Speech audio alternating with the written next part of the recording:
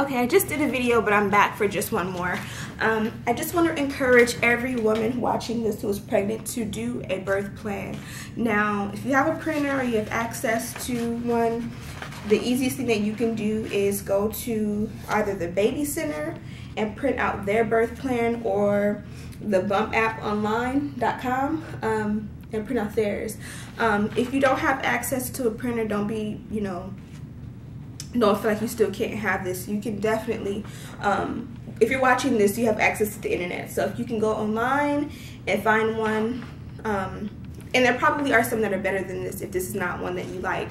But the point just being that if you don't have access to a printer, just take a piece of paper and write down step by step all the different options here that you want, so that when you go into labor, your mind is so on the pain that you're going through and your baby and all those things that you might not be able to think straight about the things that you want. So right now, while you're preparing for your baby, is the perfect time to put your birth plan together and go over it and update it. So right now, if you're 3 months pregnant, by the time you're 6 months pregnant or 8 months pregnant, or even at delivery, some of those options might change, or some of those things that you want might change. So I encourage you to do it now and then just update it every few months as you go along with your pregnancy. The baby centers one is very simple and less detailed. It's 1 page long. For me, I don't like this one simply because, like I said, it's not as detailed as I would like it to be. I won't show you guys all of my information, but I've done both and filled them out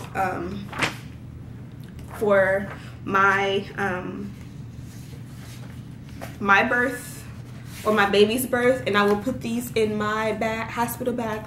My boyfriend knows about them. I intend to go over them with him before we go in and put them into the folder that I will be taking, because you should take a folder to the hospital so that all the paperwork that you get with your baby at discharge, you will be able to have in a folder and not just crammed up in your bag or something. So really quickly,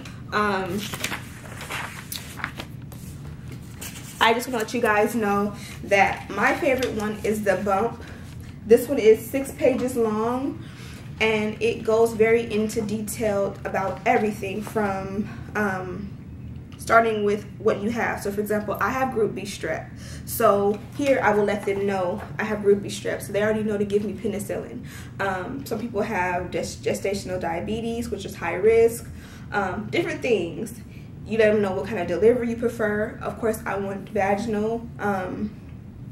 You can let them know who you want in the room. So for example, some people may be by themselves, some people may have a parent, some people may have their spouse, siblings, whoever, a doula, whoever it is. You let them know what the names of the other people that you want there. How do you want your delivery to go? Do you want to play music? Do you want the lights dim? Do you want it quiet? All those things you answer here.